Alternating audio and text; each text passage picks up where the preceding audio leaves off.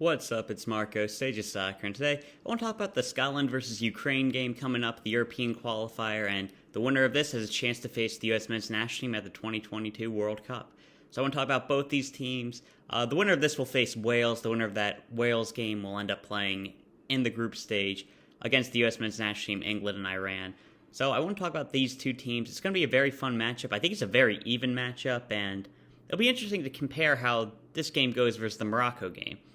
I'm probably going to talk about this game the day after tomorrow, compare how I feel like Scotland and Ukraine played versus Morocco and the U.S. men's national team, see how I really feel like we hold up to this level of opposition. So, before we start, just going to say this is strictly a soccer-related thing. I think everybody's pulling for Ukraine. That's part of the reason why I don't really want them to qualify, because I don't want to root against Ukraine come the World Cup. But I think every neutral fan is kind of pulling for the Ukraine, but hey, it's just a match. We got to see how things go. So starting things off, I want to talk about Scotland.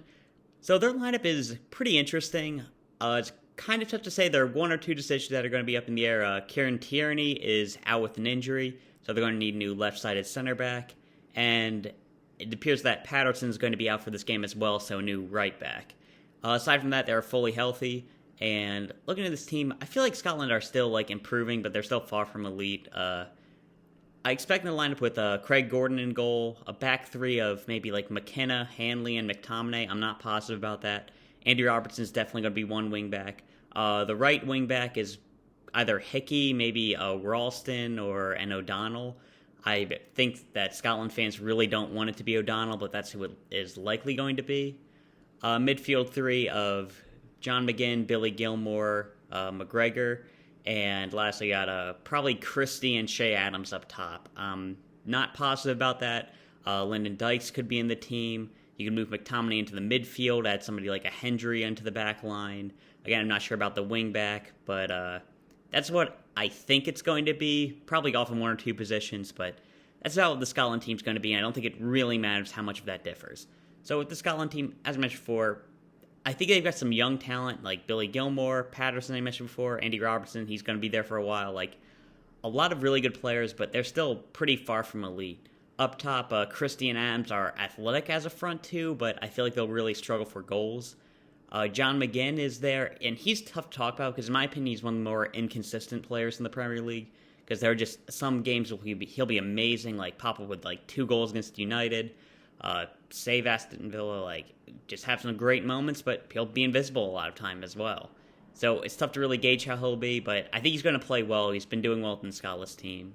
Then going to the midfield, Billy Gilmore, he's got a lot of quality, but he's coming off a terrible season, so going to see how he goes. McGregor, he's going to be solid. I feel like we know what we're going to get out of McGregor. McKenna, he's filling in for Tierney. He's coming in at great form in that left side center back role, but I'm not sure if he's really a Premier League level player.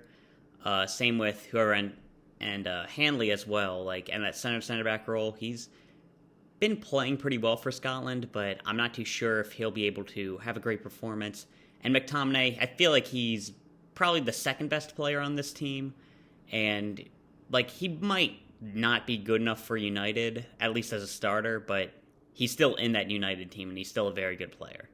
At the wing-back position, with Patterson injured, Hickey has done a great job in Serie A, so I think that he should get the start. Ralston is another good option, playing well for Celtic at that right-back spot. And O'Donnell, I haven't watched much film on this, but it seems like he's a bad option for the Scotland team, but is likely to play. He's a more experienced player, but I can really see him struggling against some good Ukrainian wingers. But that's really it. And Andy Robertson is just a world-class player on that left-hand side. Competing with Alphonso Davies for the best left-back in the world title, in my opinion. Just a great player. A bit more freedom to get forward in this team as they have the 3 center backs. And I feel like he has a very good chance to be a good player in this. The Scotland team is kind of tough to gauge because I feel like the attack won't consistently come up with goals, but they've been consistently scoring. And that's really just about it with this team. It seems like it's bigger than the sum of its parts, but that only got them to this position. They didn't qualify for the World Cup outright, so we can't say this is a great team, but together they are playing pretty well. So it's going to be tough to see how they can do. I forgot to mention, did I mention Gordon in net? He's very old, but pretty consistent, had a great season in Scotland. But yeah, playing at home will be a big help for them, but it's going to be tough to beat this Ukrainian team, in my opinion. So for the Ukraine, and get ready for a lot of mispronunciations, I'm sorry. But I feel like this Ukraine team is a very strong side. A lot more quality than I had initially thought going into this, but they've got really good players, like, all over the field. I think their defense might, not even their defenders, but, like, the overall quality of defense on this team might be an issue, but it's a strong-looking team. So for Ukraine, I'm expecting them to line up with, in goal, Pyatov, over the Real Madrid keeper, Yunin. Like, he's been a very old keeper like Gordon, but consistent hand. Then in the back, it looks like it'll be probably Matvienko and Zabarny as the center backs. Matvienko is going to be at that left-sided center back role. He's probably better as a left back, but, well, they've got a Premier League left back. So he's quick, good on the ball, but I'm not too sure how well he'll do with, like, a big striker. I mentioned Dykes before. I don't expect him to start, but if he comes in off the bench, I could see him having a big impact for Scotland. And the other center back, Zabarny, very promising young player, like, could be a great player in the future, but he's only 18, so you can't expect him to, or 19, I should say, sorry. You can't expect him to do too much, but, you know, he's a quality player, might be able to hold out. At fullback, they have Karaviv, who at right back, who is a very offensive-minded fullback. Again, not a bad player, but I think their defense is a little bit weak. It's a weak part of the team. They've conceded. They've only have one clean sheet in their last 10 competitive matches. So I'm expecting them to concede some goals, but very good going forward. But again, not the best defensively. Malinovsky, the Everton left back, very solid left back, like not Andy Robertson or anything like that, but still very good Premier League level player, and expecting him to be solid. Should do very well against a Christie, should be able to hold down that left flank against whoever's playing right back. Very solid player there. In the midfield, Stepanko is their defensive midfielder. He's a solid player, but a bit on the older side. I'm not too sure if we'll be able to keep up with like a Mcginn, a Gilmore, but we're going to have to see. He could do a very good job. Their two center midfielders, I'm expecting to play like a 4-1-4-1. Their two center midfielders, like who are in the A position, Zinchenko and Malinovsky, are both very good players. Zinchenko, we know him as the left back for Man City, but that's far from his natural position. Just extremely good on the ball, great player in possession, and I think he can pop up with some goals. He's a special player, might be good for this Ukrainian team. And Malinovsky as well, doing very well for Atalanta. Another player who's just... That team is like... I feel like it's more of a sum of its parts, but he's a very good part of it, and I'm expecting him to do well again. He's another really quality midfield player, and I think this midfield might be able to keep a lot of the ball. Depending on how Scotland plays, you might end up seeing Scotland going defensively if they have a lot of the ball, and I think they might be able to be dangerous in possession. Next, the rest of their front three, you have Skyzikov. I'm expecting him to play on the left-hand side. He's another very talented wideman. Ukraine have a recent history of putting through some very good widemen. Yarmolenko, we know about him, and Konoplyanko from a while back. Like, Ukraine always pops up with some good wingers. Yarmolenko, another Premier League level player, like, very good guy. He might be able to hold off Robertson just by his attacking threat on that right-hand side. Might cause Robertson to stay back a bit more. That's going to be a very good matchup. Maybe Robinson could get the better of him.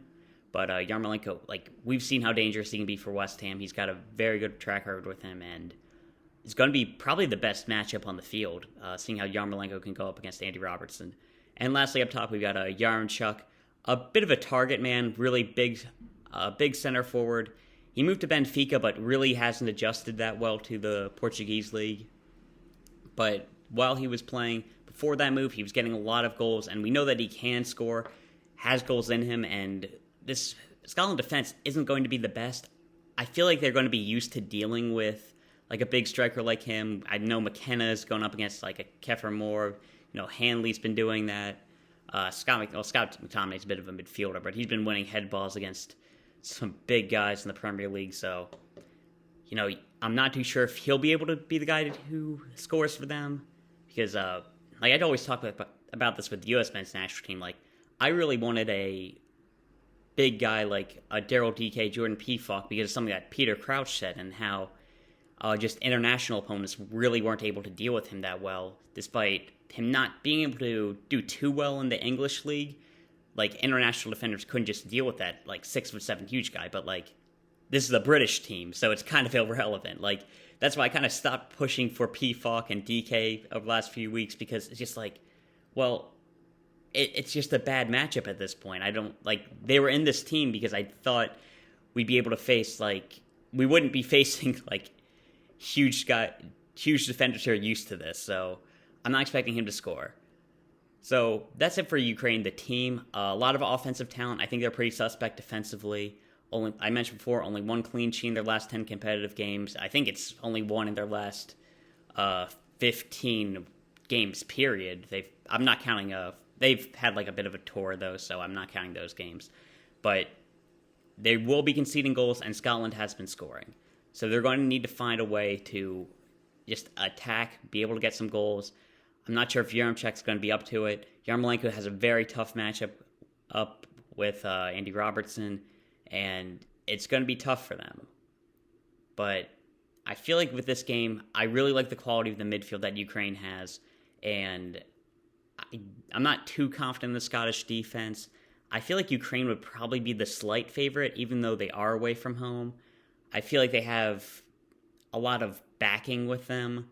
Like when the world's behind a team, I feel like they can do a bit better than they probably should. It's going to be tough to say. I feel like this game might end up being decided by individual brilliance. Like, I feel like it's going to be a Zinchenko or a Yarmolenko, maybe Andriy Robertson, maybe like a Shea Adams just having a great moment and being able to win this tie. But I feel like it's going to be a 2-1 game. It might end up going to penalties. It's tough to say. I think Ukraine's probably the slight favorite, but it's a very good matchup. And it's going to be fun to see how these teams look, see how they compare to the U.S. men's national team. And I'm going to be covering this game the day after tomorrow. Going to be covering the U.S. men's national team Morocco game tomorrow. But want to talk about these guys because potentially some World Cup opposition, see how they compare to the Welsh team. And yeah, that's all I've talked about right now. See ya.